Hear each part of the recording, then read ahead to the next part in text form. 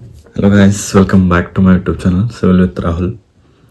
आज हम देखेंगे सिविल इंजीनियरिंग क्या होता है और सिविल इंजीनियर बनने के लिए 10th और 12th के बाद क्या करना होता है और सिविल इंजीनियर को सैलरी कितनी मिलती है, कंप्लीट जानकारी देखेंगे।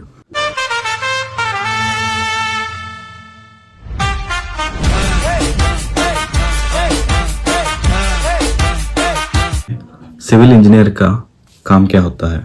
जब भी गवर्नमेंट सेक्टर में कंस्ट्रक्शन का काम निकलता है तो पहले उधर सिविल इंजीनियर का ज़रूरत होता है और उधर सिविल इंजीनियर प्लानिंग और एस्टिमेशन और कंस्ट्रक्शन का पूरा एक डिज़ाइन रेडी करके उसको काम करना होता है।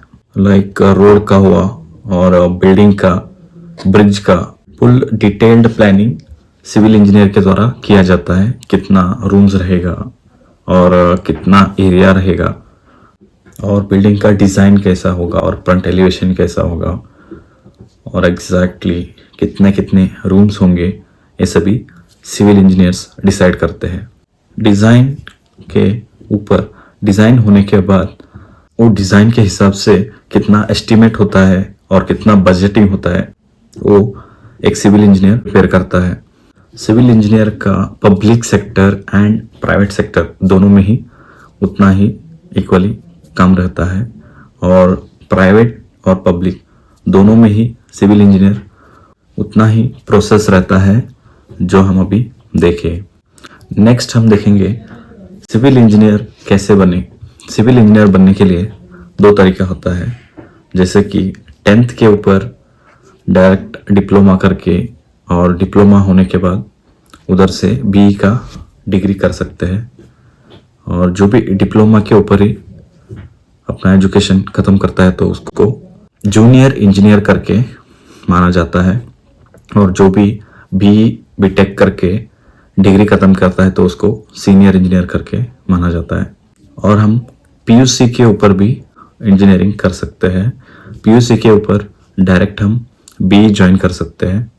पीयूसी के बाद 12th के बाद हमें 4 साल का इंजीनियरिंग करना पड़ता है। वही 10th के ऊपर हम डिप्लोमा करते हैं तो डिप्लोमा 3 साल का रहता है और 3 साल का होने के बाद इंजीनियरिंग 3 साल का रहता है।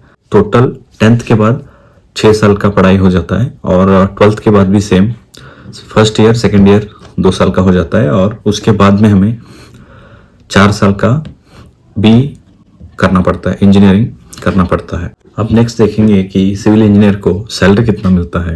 प्राइवेट सेक्टर में किसी भी सिविल इंजीनियर को, फ्रेश सिविल इंजीनियर को 15 to 20,000 पेमेंट मिलता है। वो भी डिपेंड ऑन आपका एरिया, जो भी सिटी में आप रहते हैं उधर का एरिया पे डिपेंड करता है आपका सैलरी एग्जैक्टली कितना मिलता है करके। एंड नेक्स्ट एक्सपीरियंस के बाद अच्छा खासा सैलरी आता है।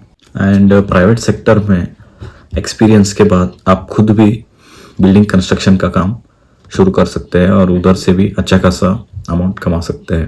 Please subscribe the channel and like the video for such civil engineering content.